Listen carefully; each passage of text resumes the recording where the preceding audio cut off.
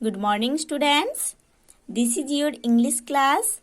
Now we are studying chapter 12 in your English grammar book. The topic is here indirect constructions.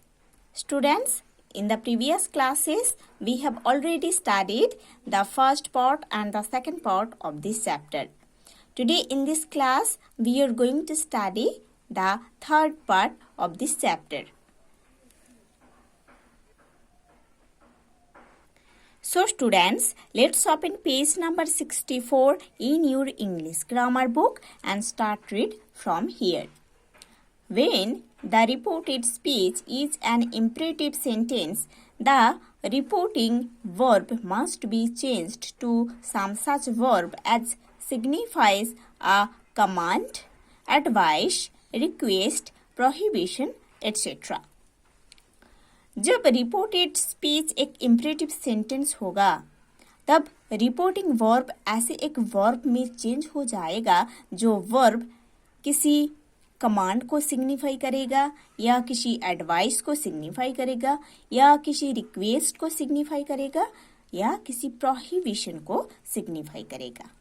ठीक है, again I am telling, जब reported speech एक imperative sentence होगा तब reporting verb ऐसे एक verb में चेंज हो जाएगा जो वर्ब एक कमांड को सिग्निफाई कर सकता है, एक एडवाइस को सिग्निफाई कर सकता है या एक रिक्वेस्ट को सिग्निफाई कर सकता है या एक प्रोहिबिशन को सिग्निफाई कर सकता है.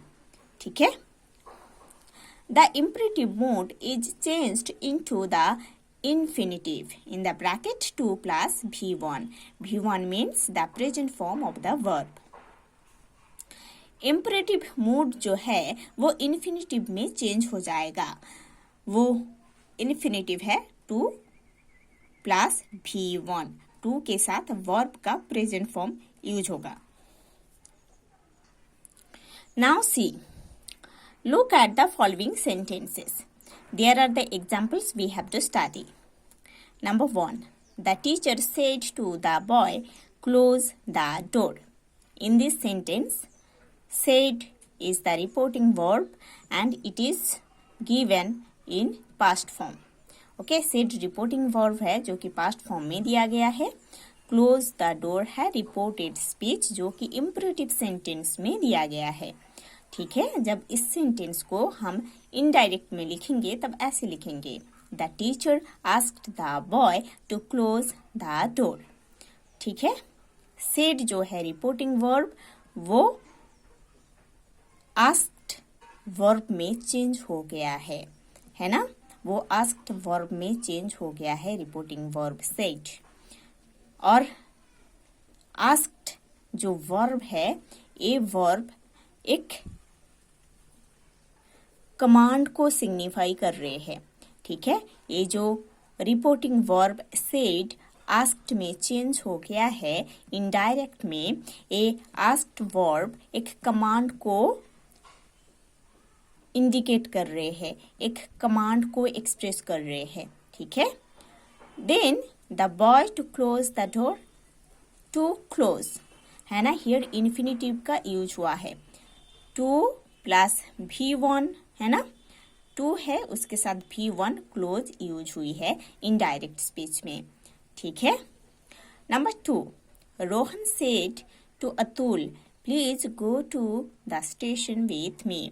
इन this sentence said is the reporting verb that is given in past form and reported speech is please go to the station with me that is given in imperative sentence.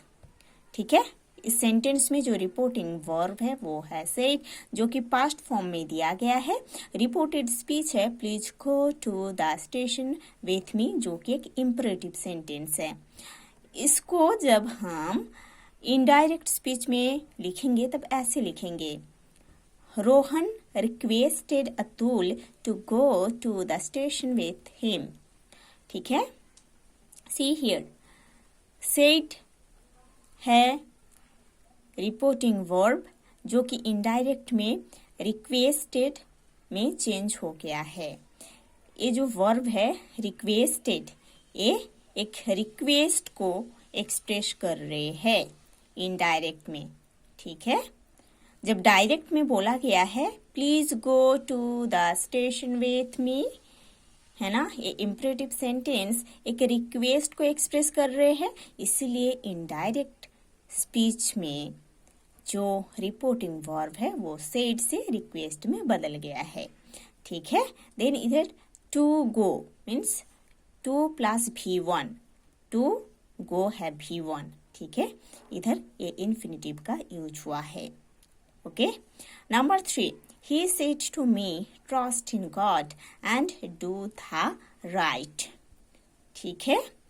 ये जो sentence है इसमें said है reporting verb जो कि past form में दिया गया है, trust in God and do the right, है ना। ये एक इम्परेटिव सेंटेंस है जो कि एक एडवाइस को एक्सप्रेस कर रहे हैं।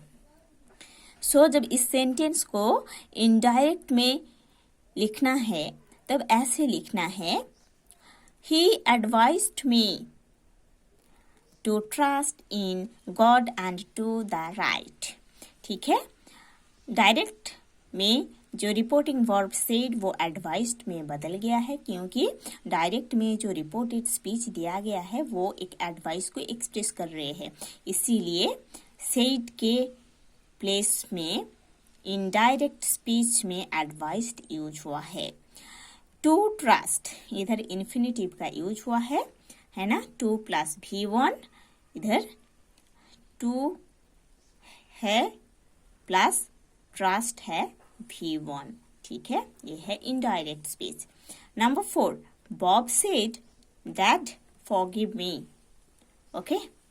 सो in this sentence said is the reporting verb that is given in past form. Dad forgive me ये एक imperative sentence है and it is the reported speech, ठीक है। reported speech imperative sentence में दिया गया है। तो बॉब अपने पापा को रिक्वेस्ट कर रहे हैं, ये जो रिपोर्टिंग वर्ब है said रिपोर्टेड स्पीच है डैड फॉरगिव मी, है ना। ये रिपोर्टेड स्पीच एक रिक्वेस्ट को एक्सप्रेस कर रहे हैं, इसीलिए इनडायरेक्ट बनाने के टाइम ऐसे लिखना है, बॉब सेड के प्लेस में requested his dad to forgive him, me के प्लेस में हिम हुआ है, ठीक है, क्योंकि ये बॉब को इंडिकेट कर रहे हैं। सो इधर सेड के प्लेस में रिक्वेस्टेड यूज हुआ है, क्योंकि ये रिपोर्टेड स्पीच रिक्वेस्ट को एक्सप्रेस कर रहे हैं और ये एक इम्परेटिव सेंटेंस है जो कि एक रिक्वेस्ट को एक्सप्रेस कर रहे हैं, इसीलिए रिपोर्टिंग वर्ब में रिक्वेस्टेड यूज हुआ है और इधर रिपोर्टेड स्पीच में टू फॉरगिव यूज हुआ है, टू प्लस V1 है फॉरगिव जो कि इन्फिनिटिव है। Number 5, he said to his teacher pardon me sir, okay. देखो इधर इस सेंटेंस में said है रिपोर्टिंग वर्ब जो कि पास्ट फॉर्म में दिया गया है। pardon me sir means a student begs to his teacher, है ना। एक स्टूडेंट अपने टीचर के पास बेगिंग कर रहे हैं, है ना, कि पार्डन मी सर। इसीलिए जब इस सेंटेंस को इनडायरेक्ट में लिखा जाएगा तब ऐसे लिखना है, he respectfully begged his teacher to pardon him, ठीक है। सेड के प्लेस में बेग्ड यूज हुआ है ना, क्योंकि ये पार्डन मी सर जो रिपोर्टेड स्पीच है ये एक इम्परेटिव सेंटेंस है जो कि बेगिंग को एक्सप्रेस कर रहे हैं, इसीलिए रिपोर्टिंग वर्ब में बेग्ड यूज हुआ है। 2 प्लस V1 है पार्डन इन्फिनिटिव यूज हुई है। Number 6, mom said to me do not waste your time, ठीक है। इस सेंटेंस में सेड है रिपोर्टिंग वर्ब जो कि पास्ट फॉर्म में दिया गया है। Do not waste your time ये है रिपोर्टेड स्पीच जो कि इम्परेटिव सेंटेंस में दिया गया है। इसको जब हम इनडायरेक्ट करेंगे तब ऐसे लिखेंगे, mom advised me not to waste my time, ठीक है। सो मॉम अपने बच्चे को एडवाइस कर रहे हैं, जो रिपोर्टेड स्पीच है do not waste your time, इधर मॉम अपने बच्चे को एक एडवाइस दे रहे हैं, है ना। इसीलिए इनडायरेक्ट में रिपोर्टिंग वर्ब सेड के प्लेस में एडवाइस्ड यूज हुई है। देन इधर इन्फिनेटिव यूज हुआ है, to waste, to plus V1 है वेस्ट। और इधर नॉट तो है ही नेगेटिव वर्ड, सेंटेंस में रिपोर्टेड स्पीच में यूज हुआ है, इसीलिए इनडायरेक्ट में भी नॉट नेगेटिव वर्ड यूज हुई है, not to waste my time. Number 7, he said to me let me study please. ठीक है, इस सेंटेंस में सेड है रिपोर्टिंग वर्ब जो कि पास्ट फॉर्म में दिया गया है। लेट मी स्टडी प्लीज ये है रिपोर्टेड स्पीच जो कि एक इंपरेटिव सेंटेंस है, और ये सेंटेंस एक रिक्वेस्ट को एक्सप्रेस कर रहे हैं, इसीलिए जब हम इनडायरेक्ट करेंगे इस सेंटेंस को तब ऐसे लिखेंगे, he requested said reporting verb, उसके प्लेस में रिक्वेस्टेड रिपोर्टिंग वर्ब यूज हुआ है, me to let him study. To plus V1 let है ना, इन्फिनेटिव का यूज हुई है। Number 8, I said to my friend let us go for a picnic. In this sentence said is the reporting verb जो कि past form में दिया गया है। Let us go for a picnic ये है रिपोर्टेड स्पीच जो कि एक इंपरेटिव सेंटेंस है। ये इंपरेटिव सेंटेंस एक प्रोपोजल को एक्सप्रेस कर रही है ना, इसलिए जब इस सेंटेंस को हम इनडायरेक्ट बनाएंगे तब ऐसे लिखेंगे, I proposed to my friend that we should go for a picnic. ठीक है, सो रिपोर्टिंग वर्ब का चेंज हुआ है, सेड के प्लेस में प्रोपोज्ड यूज हुआ है इनडायरेक्ट में। ठीक है,